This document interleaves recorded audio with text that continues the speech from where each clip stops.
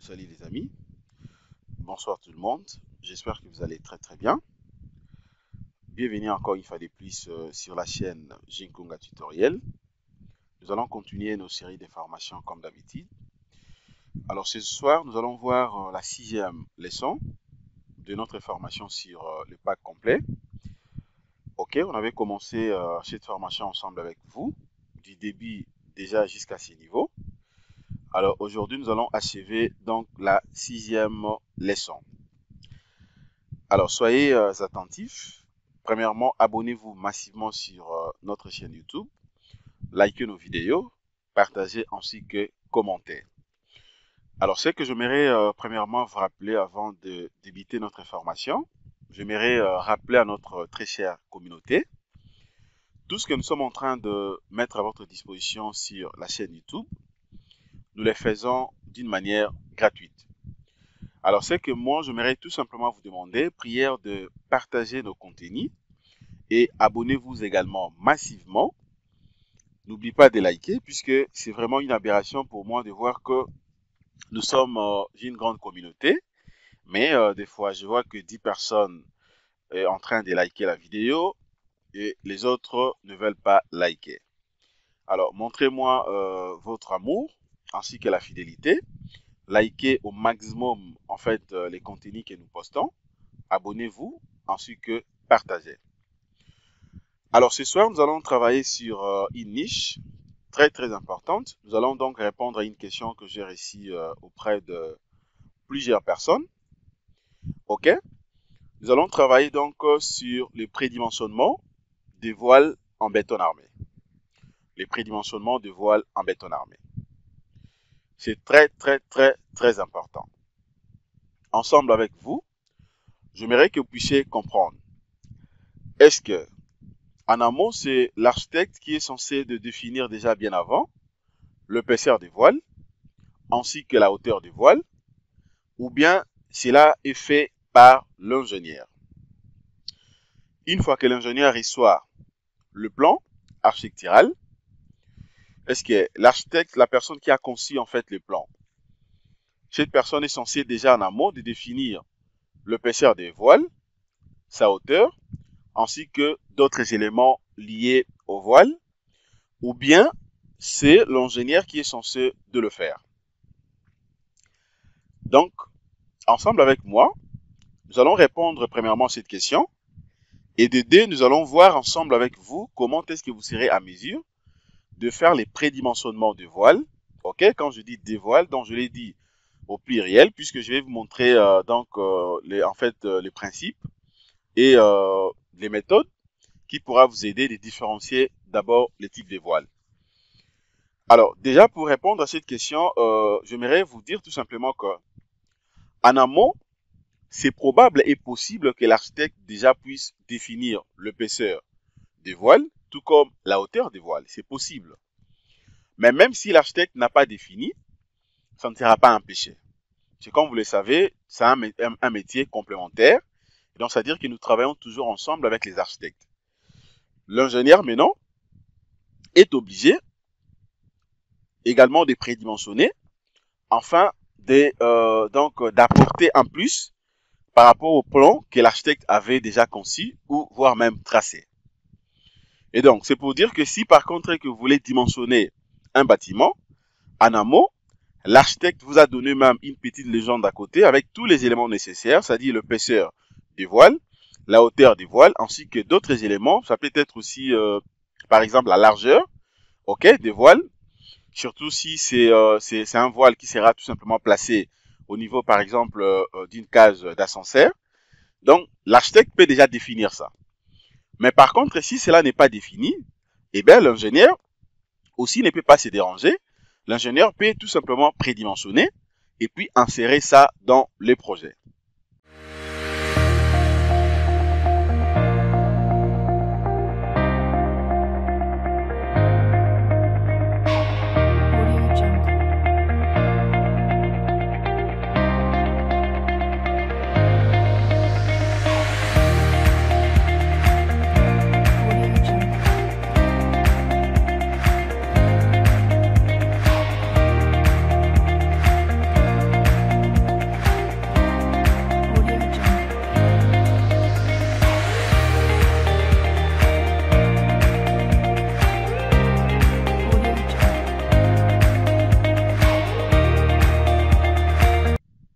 tout le monde. Je l'ai dit au début de la vidéo. Et donc, nous allons voir ensemble avec vous comment est-ce que l'ingénieur sera à mesure de prédimensionner les voiles.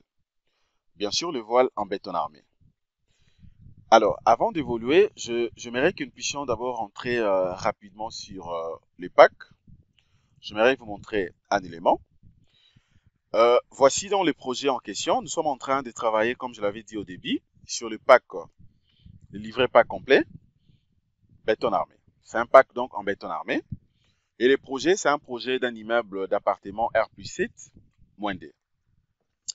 Donc, on avait commencé ces projets ensemble avec vous. Déjà au début, je vous avais montré comment faire les prédimensionnements des éléments porteurs. On avait vu comment prédimensionner donc une dalle, comment prédimensionner aussi une poutre, comment prédimensionner une colonne, ainsi que d'autres éléments, comment évaluer, voire même les chargements. Et maintenant, aujourd'hui, nous allons donc ensemble avec vous, j'aimerais tout simplement vous montrer comment faire les prédimensionnements donc des voiles. Alors, pourquoi je le fais? Normalement, en principe, on allait passer directement, comme je l'avais dit, on allait achever donc la modélisation. Mais d'autant plus que j'ai reçu beaucoup de questions sur le prédimensionnement des voiles, eh bien, je me suis dit, ça serait un bémol si je passe directement, je continue la modélisation, sans vous montrer ce qu'il faut faire à ce qui concerne le prédimensionnement des voiles. C'est très, très, très, très important. Et pourquoi je l'ai dit également? Puisque lorsqu'on avait commencé la modélisation de ces projets, eh ben, moi, j'avais prédimensionné tous les éléments, comme je l'avais dit, mais aussi les voiles ont été prédimensionnés. Alors, dans ces projets, en réalité, on a donc des sections de voiles. OK? C'est que nous sommes en train d'utiliser ici. Alors, premièrement, on avait opté pour l'épaisseur de 20 cm à ce qui concerne les voiles qui seront justement dans le sous-sol. OK? Donc, au niveau du cave, puisqu'on a des caves ici. OK? Donc, ça sera tout simplement couvert par des voiles ayant une épaisseur de 20 cm. En réalité, c'était donc, je peux prendre entre 20 ou 25, mais par rapport au prédimensionnement, j'avais opté pour 20. Alors maintenant, lorsque je vais dimensionner le voile, dès que je vais charger la structure, je vais faire les dimensionnements. C'est là où maintenant je vais passer aux vérifications. Dès que je me rends compte qu'il n'y a pas flambement, par exemple, ou bien le voile tient sans problème, c'est là où je peux considérer donc cette épaisseur de prédimensionnement de 20 cm. Mais à ce qui concerne maintenant cette case d'ascenseur, j'ai utilisé des voiles de 15 cm d'épaisseur. Et donc, comme je l'ai dit, vous allez comprendre ici, j'ai utilisé donc deux types de sections pour les voiles. Le voile ayant une épaisseur de 20 cm ainsi que des voiles ayant une épaisseur de 15 cm. Tout est fonction des prédimensionnements que j'avais fait dorénavant. Donc, ensemble avec vous également, par rapport aux questions, aux multiples questions que j'ai reçues, suivez-moi très bien. Je vais vous montrer comment est-ce que vous serez donc à mesure de faire le prédimensionnement. Dès qu'on finit donc cette étape, c'est là où maintenant nous allons achever la modélisation sans problème. Donc, je refuse de continuer la modélisation sans pourtant que vous puissiez maîtriser cette partie. Alors, à l'entrée des jets, déjà, ce qu'il faut comprendre, il faut comprendre d'abord la réalité, comment ça se passe. Alors, déjà, il faut comprendre que les cours des calculs des structures ou bien les dimensionnements sur Robot Structural Analysis, on le fait tout en respectant bien sûr les normes. Tout en respectant les normes. Comme vous le savez, nous avons donc plusieurs types de normes qu'on peut justement utiliser.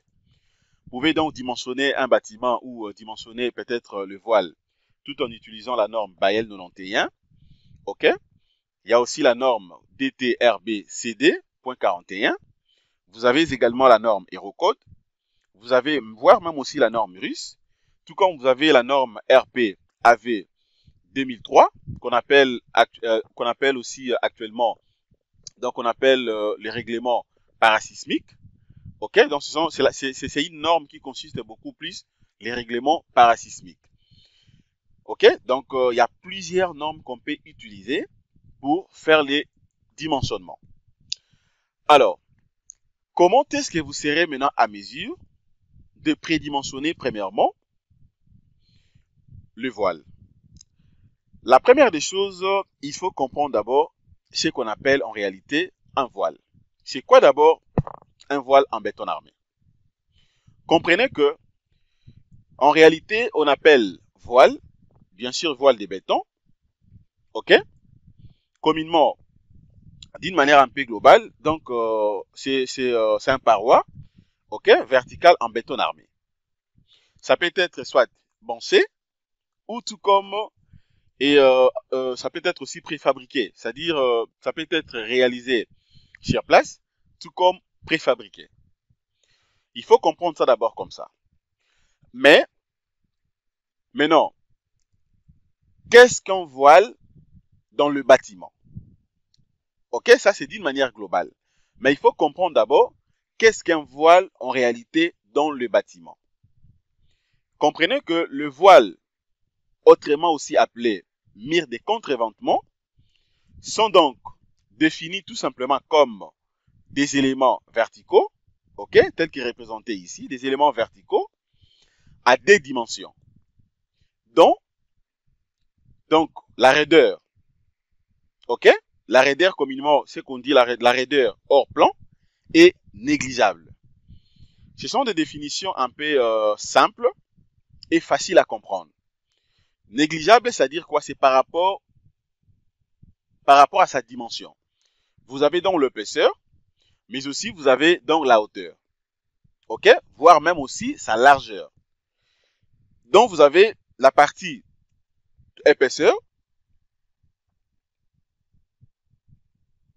n'est pas du tout vraiment, donc je dirais que son épaisseur ne dépasse pas généralement dans la hauteur des voiles.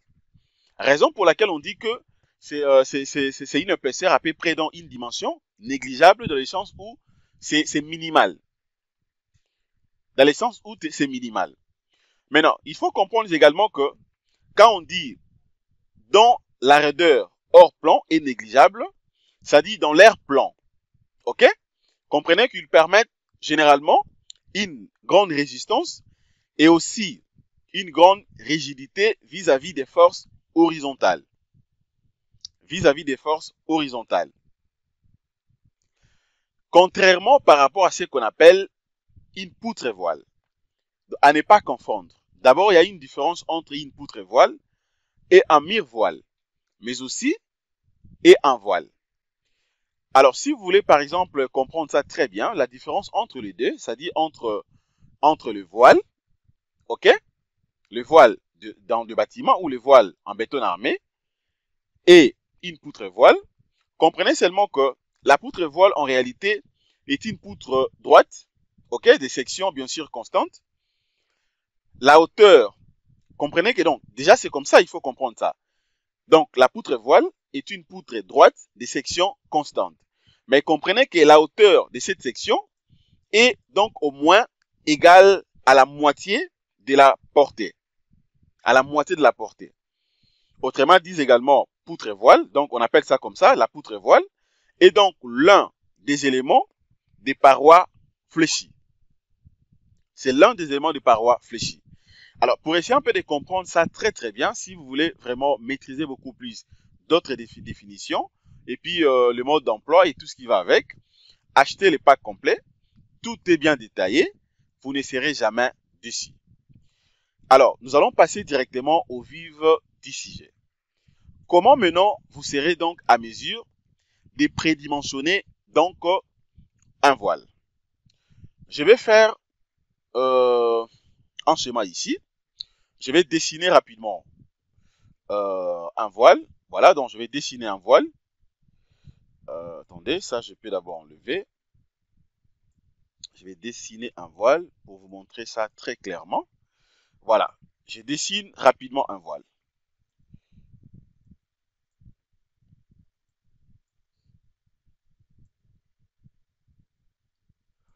Voilà, donc je prends ça en 3D. Je vais dessiner un voile. Ok. En quelque sorte, je prends ça comme ça. Ok. Supposons que ça, c'est un voile.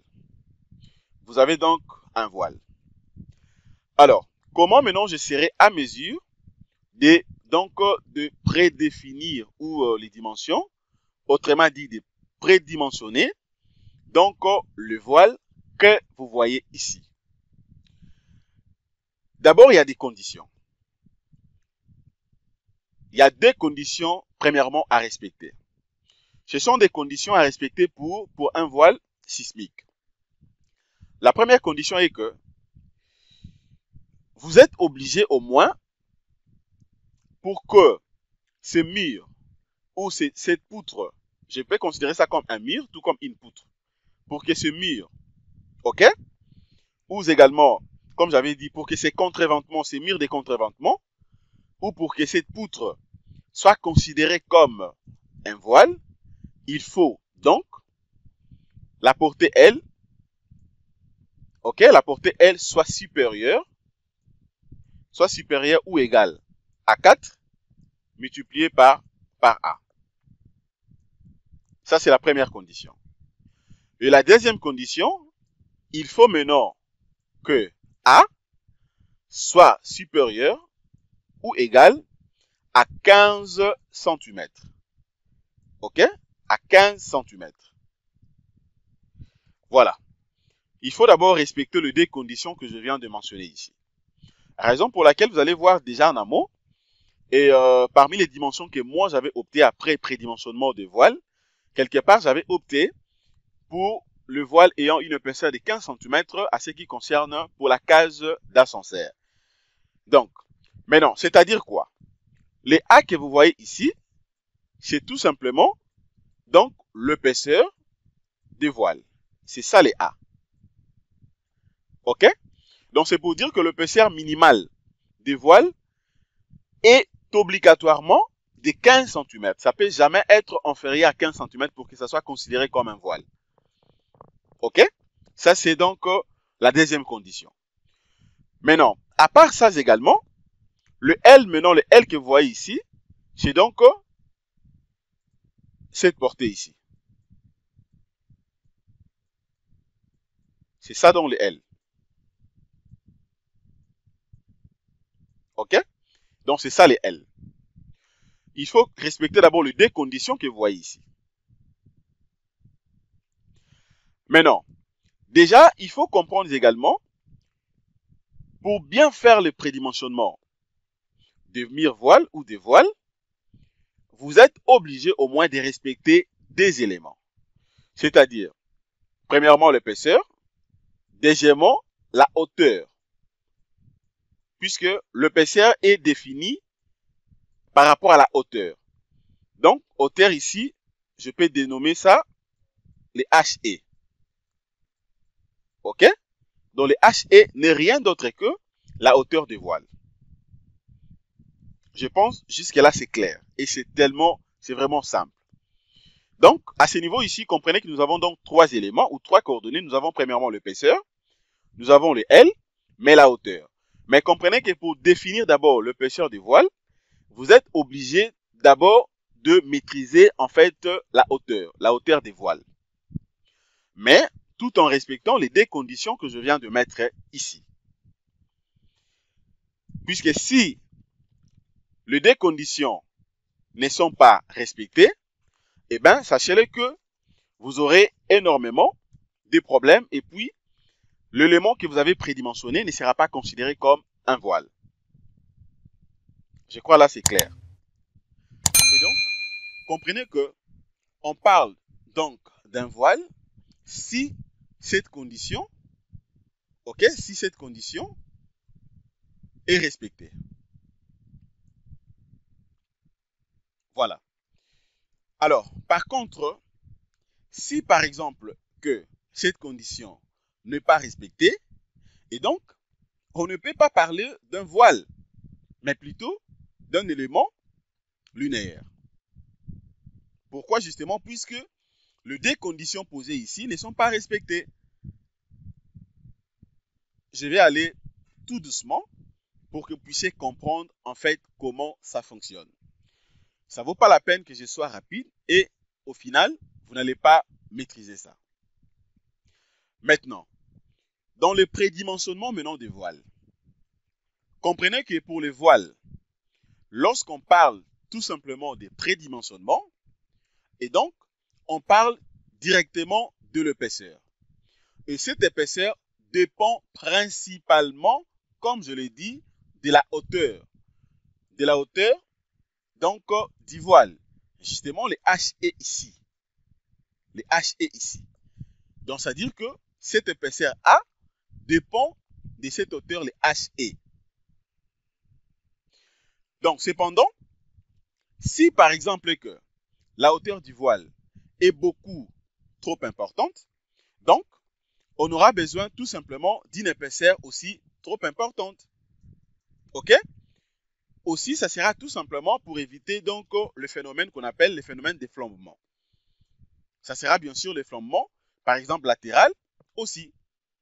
Donc, c'est très, très, très capital.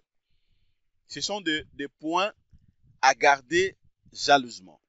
C'est-à-dire, si déjà la hauteur, les HE que vous voyez ici, la hauteur des voiles est beaucoup plus importante, comprenez également que cela va faire de manière à ce que l'épaisseur des voiles également soit beaucoup plus importante, justement pour éviter à ce que vous puissiez avoir ce qu'on appelle les phénomènes de flambement latéral, qui peut poser préjudice ou causer préjudice au bâtiment. OK? Donc jusque-là, c'est bon. On évolue puisque jusque-là, je n'ai pas encore prédimensionné. Je suis tout simplement au niveau des principes et des conditions que je vous ai montré ici. Déjà, cette épaisseur de 15, si je rentre rapidement ici sur les projets, vous allez voir que c'est l'épaisseur que j'avais utilisée ici. Vous voyez? Donc, c'est le 15. OK? Donc, je vais maintenant rentrer ici rapidement. Alors, comprenez aussi que l'épaisseur d'un voile, en réalité, est fixée selon deux facteurs très, très importants. Je réponds. Le premier point, je vous ai dit que si la hauteur du voile est beaucoup plus importante, donc cela nous pousse également à faire de manière à ce que l'épaisseur, OK, du voile soit aussi beaucoup plus importante, justement pour éviter le phénomène de flambement latéral. Alors, comprenez également que si maintenant par contre que l'épaisseur du voile est donc fixée, déjà tout sera bien aussi dans le dimensionnement. Et donc, étant donné que, comme je l'ai dit, l'épaisseur du voile est fixée selon deux facteurs très, très, très, très importants. Alors, premier facteur. Premier facteur, comprenez que la hauteur HE, OK, la hauteur HE, c'est communément appelé également hauteur libre. Donc, hauteur HE, c'est donc, je peux mettre ça HL, c'est-à-dire hauteur libre. OK? C'est-à-dire que la hauteur, ça représente tout simplement, c'est-à-dire que c'est la hauteur de l'étage moins l'épaisseur de la dalle. OK? Ou du plancher. Ou bien le petit retombé de la poutre qui est donc justement en contact direct avec les voiles. C'est-à-dire quoi? Comment est-ce que vous serez à mesure de déterminer facilement cette hauteur, les HE? Les HE, en réalité, c'est tout simplement la hauteur sous plancher. OK? Au terme clair, c'est la hauteur sous plancher. Si par contre que la hauteur sous plancher chez moi, comme je peux vérifier ici, dans notre projet ici, si par exemple au niveau du cave ici, la hauteur sous plancher ici est de combien? J'ai une hauteur sous plancher de 3 mètres. OK? De 3 mètres. Alors, comment maintenant je serai à mesure de définir ou de déterminer donc la hauteur HE? La hauteur HE maintenant sera en fonction de quoi? C'est juste question de prendre maintenant le HE ici. OK? Cette hauteur, vous prenez ça, justement, moins, OK? Moins l'épaisseur de la dalle. Mais comprenez déjà que quand on parle de la hauteur sous plancher, OK? C'est-à-dire que c'est la hauteur sous plancher, c'est-à-dire au niveau du seuil jusqu'au bas, donc au bas de la dalle, donc en dessous de la dalle. C'est-à-dire, lorsqu'on parle beaucoup plus de la hauteur sous plancher, pour notre cas ici, nous sommes obligés maintenant de voir si est-ce qu'il y a aussi une épaisseur de la retombée, ok, des retombées, si au moins il y a cette épaisseur, et donc vous êtes obligés également de déduire la hauteur ou l'épaisseur des retombées qui est en contact direct avec le voile. Ok? Donc c'est très très simple. Ça c'est la première condition. Premier facteur, donc c'est ça. Maintenant, facteur numéro 2. Facteur numéro 2, vous avez également ce qu'on appelle la rigidité. La rigidité, bon, je peux abréger par la lettre R tout simplement. Comprenez que c'est la rigidité. Ce qu'on appelle donc la rigidité, ok, au niveau des extrémités. La rigidité au niveau des extrémités. Les extrémités, bien sûr, du voile. Puisque, comme vous le savez, il y a plusieurs types de voiles qu'on peut avoir. Il y a plusieurs types de voiles. Je peux même vous montrer ça ici. OK? Regardez, par exemple, ici. Dans ce projet, ici, par exemple, au niveau de cette cage d'ascenseur, je vois très bien ici que j'ai donc un voile qui n'est pas appuyé par la rigidité des part et d'autre.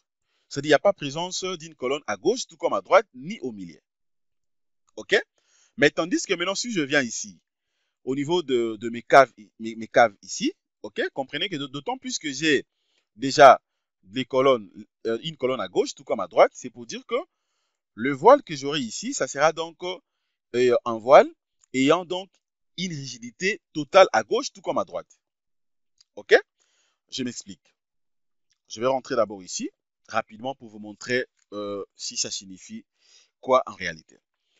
Alors, déjà, ce qui concerne la rigidité, au niveau donc des extrémités, comprenez que, par exemple, je peux prendre les premiers cas. Je prends quelques cas ici. Premier exemple. Là, je suis au niveau de la rigidité. Premier exemple. Je prends les cas donc où un voile, le voile donc est appuyé par des poteaux aux extrémités. OK? Premier exemple. Donc, c'est le cas numéro 1. Premier exemple, cas numéro 1. Ce qu'on appelle, cas numéro 1, ce qu'on appelle donc voile avec rigidité les deux côtés. OK, donc comprenez que j'écris ça voile.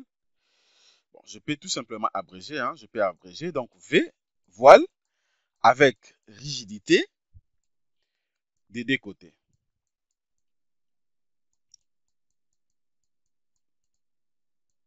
Voilà, des deux côtés.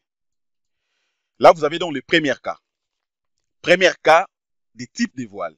Voile avec rigidité les deux côtés. C'est-à-dire, si je vais faire, je vais tout simplement représenter ça en plan. Regardez comment ça se représente. Donc, en réalité, j'aurai quelque chose de la sorte. OK. Voilà. Voilà. De la sorte. C'est-à-dire que là, vous avez donc votre voile. OK. Vous avez donc le voile. Et puis, ce que vous voyez ici à gauche, tout comme à droite, ce sont donc des colonnes. Ce sont des colonnes de part et d'autre. C'est-à-dire, donc c'est un voile ayant donc une rigidité des deux côtés, à gauche tout comme à droite. Ça, c'est le premier cas. Donc, c'est les cas que nous avons ici. OK? C'est les cas que nous avons ici au niveau de nos caves et de ces projets. Donc, alors, par rapport à ces cas, déjà, c'est qu'il faut comprendre au moins. Si je vais, par exemple, prédimensionner, ça, c'est donc, je peux même enchaîner encore. Ça, c'est donc premier modèle. Deuxième, regardez ici. Ici, vous allez voir que l'épaisseur varie, hein, puisque l'épaisseur est ici, donc l'épaisseur ici, c'est un peu petite par rapport à l'épaisseur que vous voyez de l'autre côté. OK? Donc, c'est-à-dire qu'en termes d'épaisseur, la rigidité que vous voyez ici, donc la colonne des deux côtés, sera tout simplement donc supérieure ou égale à 2e. OK? À 2e. C'est-à-dire que ça sera donc le double de cette épaisseur. OK? Mais tandis que maintenant, si je vais vérifier maintenant de l'autre côté, suivant cette direction, OK, bien sûr, de la colonne, qui est bien sûr notre rigidité, c'est-à-dire cette hauteur sera donc supérieure ou égale à 3 multiplié par E. C'est-à-dire 3 fois que cette épaisseur ici. Ça, c'est le premier cas. Deuxième schéma également, vous pouvez avoir également un voile de la sorte, avec une épaisseur uniforme. Voilà, avec une épaisseur uniforme. C'est-à-dire ici, vous avez donc le E, vous avez le E ici, c'est uniforme même au niveau de rigidité, au niveau des colonnes. Mais comprenez seulement que ce soit cette forme, tout comme l'autre, comprenez que vous êtes dans le cas de voile avec rigidité des deux côtés. Donc, pour ce genre de cas, s'il faut maintenant prédimensionner, OK, ces voiles, ce qu'il faut faire, il faut maintenant faire ceci. Alors, la formule est que les A qui est bien sûr dans l'épaisseur, cette épaisseur, dans l'épaisseur justement et des voiles, OK, doit être supérieur ou égal à HE, qui est justement dans la hauteur des voiles, sur 25. OK? Ça, c'est pour les premiers cas, sur 25. Voilà, que je vais d'abord encercler. Ça, c'est pour les premiers cas.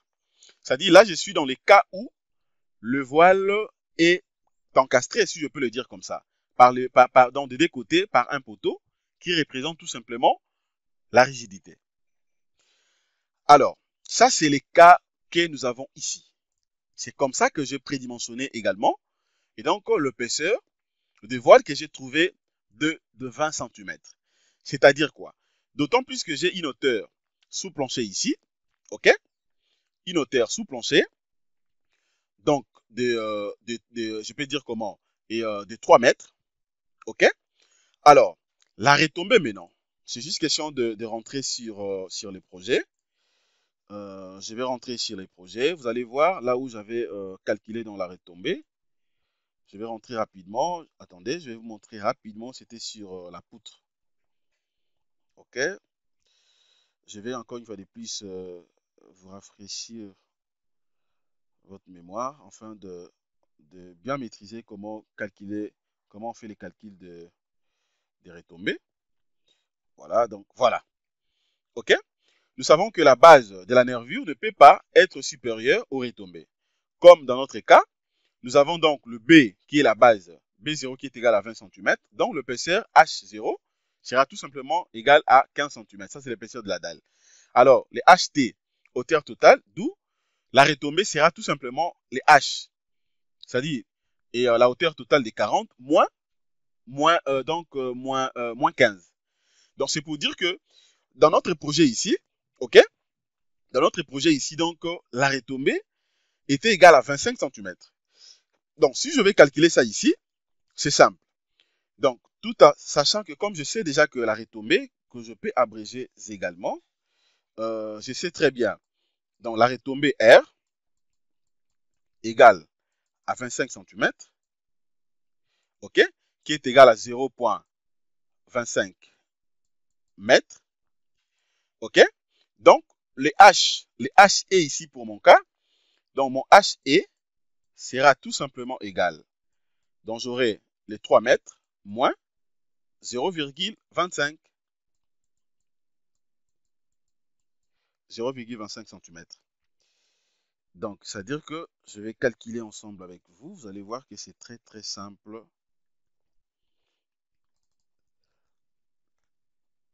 Je vais prendre rapidement la calculatrice. Le temps que ça tourne. Voilà, donc c'est-à-dire que si je prends maintenant cette hauteur, le h est 3, moins les 0,25, ça me fait combien? Donc 2,75 m. C'est-à-dire que la hauteur HE sera tout simplement égale à 2,75. 2,75 mètres. Alors, si je vais maintenant remplacer ça directement par cette formule, cela revient à dire quoi ici? Donc, j'aurai tout simplement, et donc, j'aurai 2,75 que je vais maintenant diviser donc par 25. OK? Je vais diviser par 25. OK? Je vais diviser par 25. Et ça me donne ça. OK? Je vais diviser par 27, donc ça me donne justement 0,11. Donc en réalité, ça fait 11 cm. L'épaisseur de 11 cm. Alors directement, je suis obligé maintenant de venir ici. Je suis obligé maintenant de rentrer rapidement ici dans les deux conditions que je vous avais montrées. C'est-à-dire l'épaisseur de voile doit être supérieure ou égale à 15 cm. Mais tandis que dans notre cas, on a trouvé 11 cm. C'est ce qui est donc la vraie épaisseur. Alors, d'autant plus que comme ça doit être supérieur ou égal à 15 cm, donc je peux prendre 15 cm. Alors, comme je suis dans le sous-sol, je sais très bien qu'il y aura donc présence des poussées. Alors, j'ai anticipé, au lieu de prendre 15 cm, j'ai pris 20 cm. Je crois que là, c'est clair. J'ai pris 20 cm dans le sous-sol. Alors, une fois que je vais charger maintenant le bâtiment, pendant justement le dimensionnement, je vais vérifier si réellement ça tient. Mais je sais que ça va tenir. Ça va tenir. D'autant plus que je suis obligé de veiller aussi à l'économie. Alors, je pourrais voir, je pourrais vérifier maintenant les ratios après justement le dimensionnement. Ça, c'est donc le premier cas. Je crois que là, c'est clair. Vous avez compris comment est-ce que j'avais fait pour prédimensionner donc le voile déjà dans les sous-sols. Et donc, retenez que si vous avez par exemple une hauteur de la dalle, ok, vous avez une hauteur et sous plancher de 3 mètres, c'est le principe est simple. La première des choses, vous enlevez d'abord justement dans la petite hauteur de la retombée, du poutre bien sûr, ok. Et si par exemple que dans cette hauteur, la partie de la dalle n'est pas donc insérée également, et donc vous pouvez soit l'enlever. Mais pour notre cas ici, la hauteur sous plancher, ça va donc au niveau du seuil jusqu'en bas de la dalle, donc du plancher. Ça fait 3 mètres. Donc on a pris que l'épaisseur, ok, de la retombée. Donc c'est tout. Maintenant, là c'était justement le premier cas. Nous allons voir maintenant rapidement le deuxième cas. Alors, pour le deuxième cas, maintenant, ce que je suis obligé de faire, c'est quoi? Attendez. J'allais également signaler un truc ici. J'allais signaler un truc. C'est comme je dis. C'est-à-dire, si par contre que pendant les calculs ou le prédimensionnement, vous trouvez donc une épaisseur inférieure à 15, référez-vous toujours aux conditions que je mets ici. OK? Les A doit être supérieur ou égal à 15. À ce niveau, maintenant, c'est l'intellect de l'ingénieur également qui doit donc faire. Voilà. Alors, le cas numéro 2. Je prends maintenant l'exemple numéro 2. Je peux mettre ça ici. Je prends exemple numéro 2. Exemple numéro 2. Là, maintenant, vous avez donc cas numéro 2. Voilà. Là, maintenant, vous avez ce qu'on appelle voile avec, OK, rigidité d'un seul côté. Un seul côté.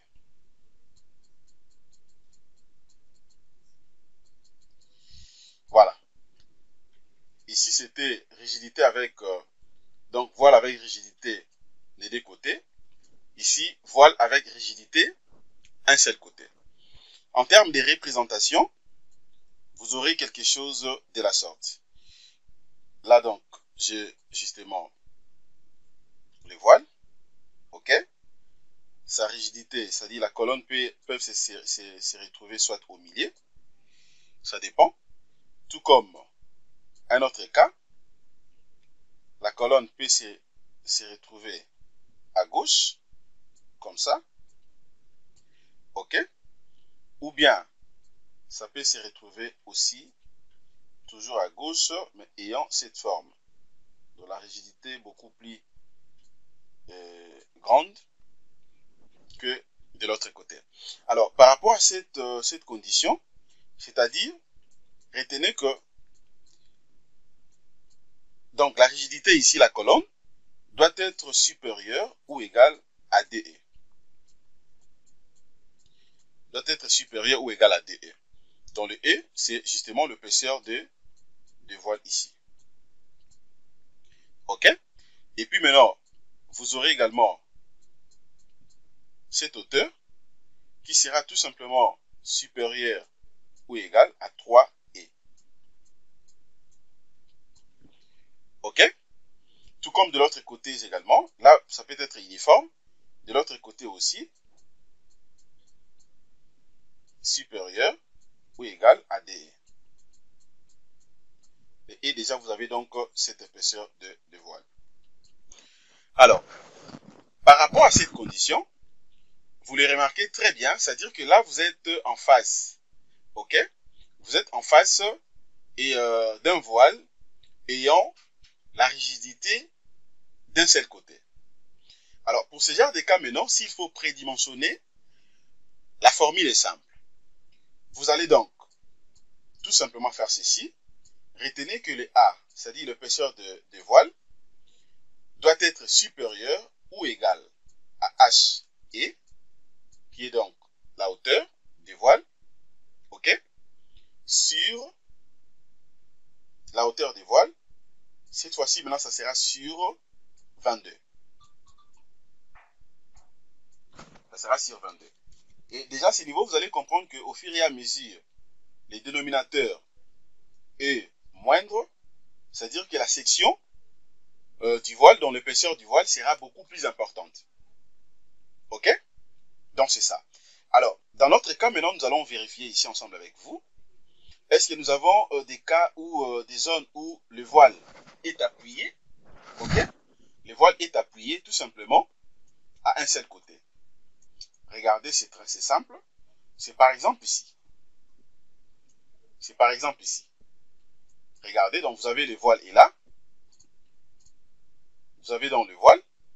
Et puis de l'autre côté, vous avez donc la rigidité qui est dans la colonne, appuyée seulement d'un seul côté à gauche. La hauteur sous plancher ne varie pas. La hauteur sous plancher ne varie pas ici, donc j'ai la même hauteur sous plancher. Mais j'aimerais vous signaler également un truc. J'aimerais vous signaler un truc. Vous allez comprendre en réalité chez moi, c'est qu'est-ce que j'avais fait. Dans le prédimensionnement. C'est ça en fait le principe. Si vous avez un bâtiment R plus 10, comme dans notre cas ici, nous avons un bâtiment R plus 7 moins D, c'est-à-dire, je suis obligé de prédimensionner l'élément dans les cas les plus défavorables. C'est comme dans les dimensionnements. L'ingénieur dimensionne toujours dans les cas les plus défavorables. Donc, ce que j'avais fait en réalité, je n'avais pas considéré cette hauteur, la hauteur sous plancher ici de 3 mètres. Pourquoi? Puisque la hauteur sous plancher dans ce projet varie. Vous avez là, j'ai une hauteur de 3 mètres au niveau du cave. Ça également, ça fait 3 mètres. Mais ici, au niveau du rez-de-chaussée, j'ai une hauteur de 4 mètres. Attendez, je peux vous montrer ça encore une fois de plus. Ok, j'allais même oublier, je suis obligé de mentionner ça pour que tout soit clair. Je veux vraiment que vous puissiez maîtriser ça très très bien. Regardez ici, la hauteur sous plancher rez-de-chaussée, ça fait 4 mètres.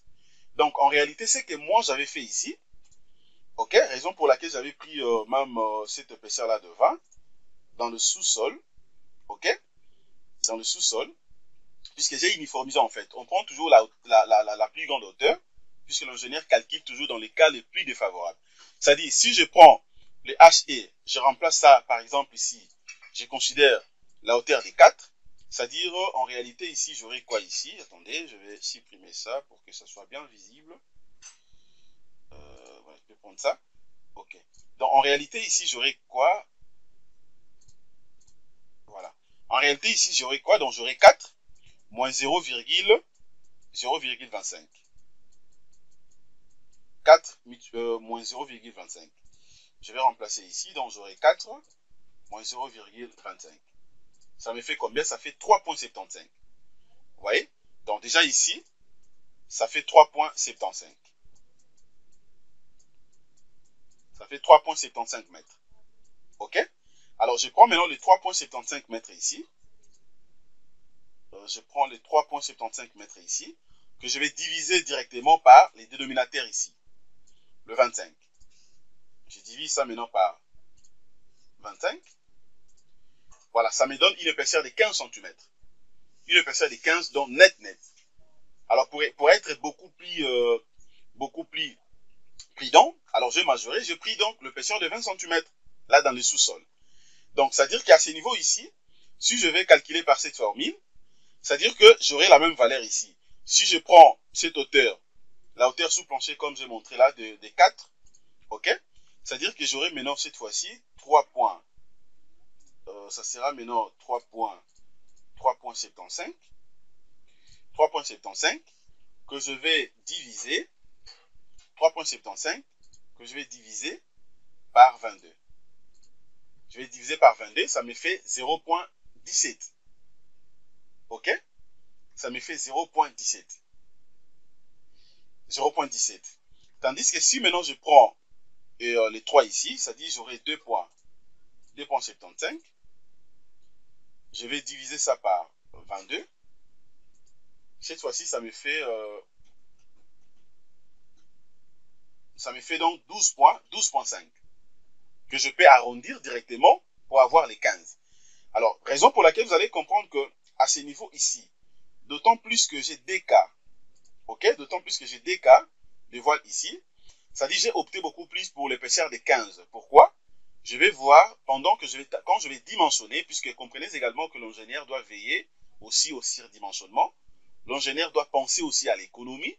Ça ne vaut pas la peine si et seulement si l'élément porteur ou le bâtiment est stable, mais le bâtiment n'est pas économique. Donc, j'ai opté l'épaisseur de 15, mais pendant les dimensionnements, c'est là où maintenant je vais analyser le voile afin de voir si réellement ça tient, il n'y aura pas flambement ou tout se passe correctement. Ça, c'était pour vous montrer dans le deuxième cas. De la formule, c'est ça. Alors, le dernier cas maintenant, le troisième cas, regardez ce que vous êtes obligé de faire. Exemple 3.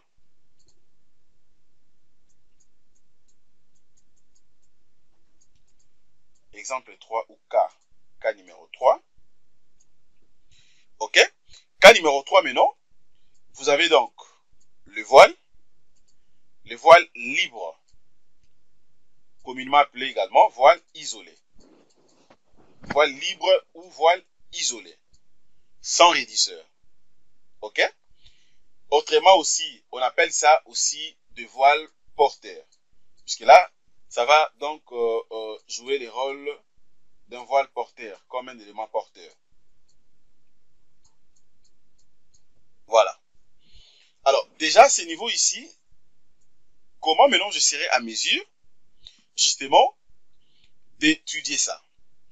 Alors, je vais tracer également les cas d'un voile isolé.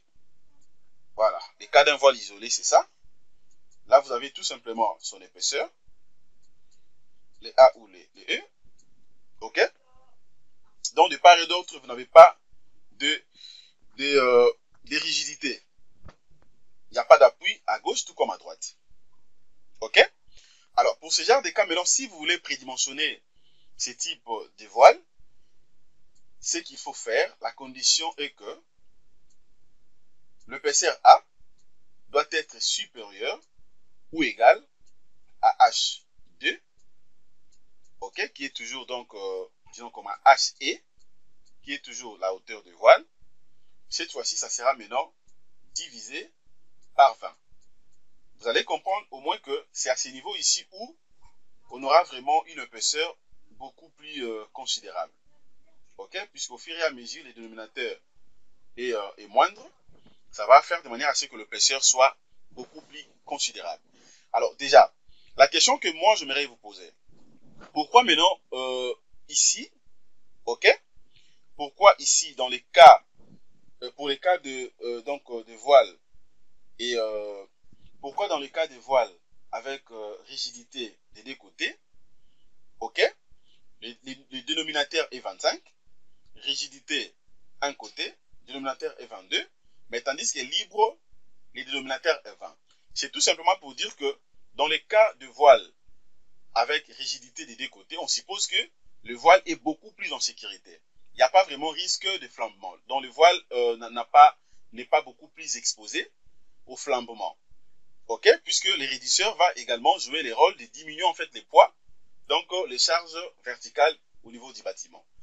Et ça va presque à peu près de même aussi pour les cas de voiles avec rigidité d'un seul côté, ok, puisque la rigidité sera un tout petit peu renforcée également. Il n'y a pas vraiment assez de risques par rapport au flambement. Mais tandis qu'ici, d'autant plus que le voile est libre, donc il y a risque de flambement. Ok? Puisque là, le voile va travailler donc comme un élément porteur. Donc il y a vraiment risque de flambement général. Ok? Alors c'est que, raison pour laquelle généralement d'ailleurs ce qu'on fait, si par exemple que vous prédimensionnez donc ce genre de voile, voile isolé ou voile libre, généralement l'épaisseur qu'on prend, généralement on considère beaucoup plus une épaisseur de 25 cm, voire même de 30 cm. Pourquoi on prend 30? Les 30 là donc ça représente tout simplement à peu près l'épaisseur donc d'une poutre. Raison pour laquelle on prend des fois 25 tout comme 30. Même si dans les calculs, vous avez trouvé peut-être, je ne sais pas, une valeur donc un peu inférieure à ça, mais c'est beaucoup plus conseillé d'augmenter un tout petit peu l'épaisseur des voiles pour pallier au problème de flambement. Ok? Donc si par contre que dans notre cas, on a également les cas de voiles isolés ou libres, et donc je pourrais faire que la même chose. Je pourrais faire que la même chose, donc c'est-à-dire que je vais prendre, donc ça sera maintenant cette fois-ci, là c'est dénominateur c'est 20, donc ça sera, si je considère les 4, donc ça sera 3,75 que je vais diviser par 20, ok, ça me fait 0,18. 0,18, mais tandis que si 0,18, donc je peux arrondir directement à 25. C'est comme je vous ai dit, je peux prendre 25 ou voire même 30. Ok? Mais tandis que si maintenant je considère les 3, donc c'est-à-dire que j'aurai 2,75, 2,75 que je vais diviser par 20. Et là, ça me fait 0,13. Vous voyez? Donc, raison pour laquelle je vous ai dit, il faut beaucoup plus considérer donc la plus grande hauteur sous plancher, donc 4 pour bien prédimensionner. Donc, voilà en fait ce que je voulais vous montrer à ce qui concerne le prédimensionnement, donc de voile. Ok? Donc, c'est comme ça que je fais pour obtenir les épaisseurs de voile que vous voyez ici, justement au niveau du prédimensionnement. Mais retenez également que il y a un point que je mérite également souligner. Retenez que la rigidité peut être représentée, comme je l'avais dit, par la présence d'un poteau, mais aussi soit d'un autre voile. Ok? D'un poteau, tout comme d'un autre voile. Bien sûr, pour un voile sismique, comme je l'avais dit, il faut respecter donc les deux conditions ici, les L supérieur ou égal à 4A. Ok? Les A qui est tout simplement l'épaisseur, mais aussi les A doit être supérieur ou égal à 15 cm. Donc il faudrait que les deux conditions soient donc bien respectées. Donc bref, pour bien prédimensionner donc le voile, si par exemple que vous travaillez sur un projet, ok, un bâtiment R+12, R+10 ou je sais pas, donc ça dépend de vous, gratte-ciel ou R+7 comme le cas que nous avons ici, c'est-à-dire que la hauteur sous plancher que vous allez considérer doit être la hauteur beaucoup plus, donc la hauteur beaucoup plus importante. C'est-à-dire si par contre au niveau du rez-de-chaussée, vous avez une hauteur sous plancher de 3,40 mètres par exemple, du premier étage jusqu'au 10e étage, vous avez une hauteur des 3 mètres 06 ou bien des 3 mètres, c'est-à-dire que la hauteur que vous êtes obligé de considérer, ça sera donc les 3 mètres 40. Les 3 mètres 40, puisque les 3 mètres 40 est supérieur à 3 mètres. C'est ce qu'il faut considérer.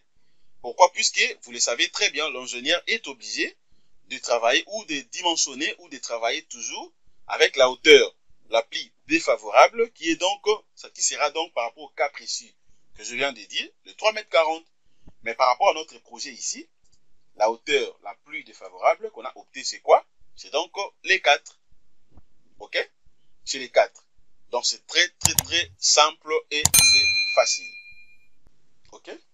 Mais pendant donc le prédimensionnement aussi, alors ça dépend aussi de la complexité du projet. Si vous vous prédimensionnez pour un bâtiment et un grand bâtiment de R+20 gratte-ciel ou R+15, vraiment un grand bâtiment R+10, ok? À la limite ici, si seulement si que vous vous dites que le voile sera donc armé avec des nappes, ok, des nappes de ferraillage. Donc, c'est-à-dire que, à la limite, ici, vous pouvez même prendre une épaisseur de 20 cm. Ok, de 20 cm, pourquoi? C'est justement pour faciliter beaucoup plus le ferraillage au niveau donc du voile.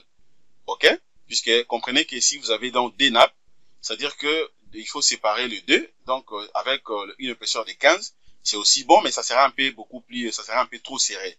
Il y aura un peu d'image, surtout beaucoup plus au ferrailleur pour bien faire des choses et tout ce qui va avec. Donc, on peut opter soit pour une épaisseur de 20 cm, donc ça dépend.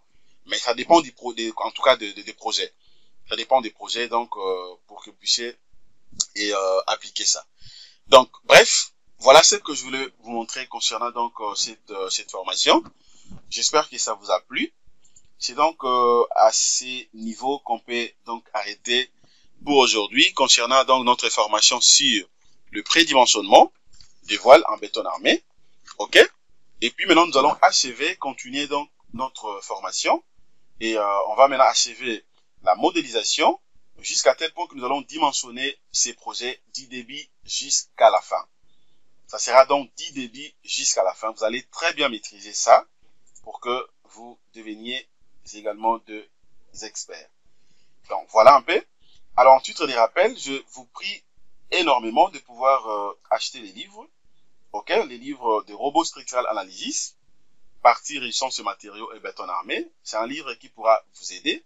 C'est un livre très riche, puisque ça va vous aider de manière à ce que vous puissiez bien maîtriser le dimensionnement et tout ce qui va avec. Et d'aider à acheter vos livrets. Achetez vos livrets, comme je le dis chaque fois. Il y a plusieurs types de livrets. Ok, vous pouvez acheter donc les livrets d'un projet des constructions métalliques, des constructions en bois, ok, réservoir enterré, silo, réservoir surélevé, voire même les ponts et tout ce qui va avec. Donc il y a plein de livrets qui est déjà à votre disposition. Entrez en contact avec nous, achetez votre livret et nous allons directement commencer nos séries de formations ensemble avec vous. Et vous ne serez jamais déçus. Voilà ce que je voulais vous partager ce soir. Merci de votre disponibilité. Passez une excellente soirée. Au revoir.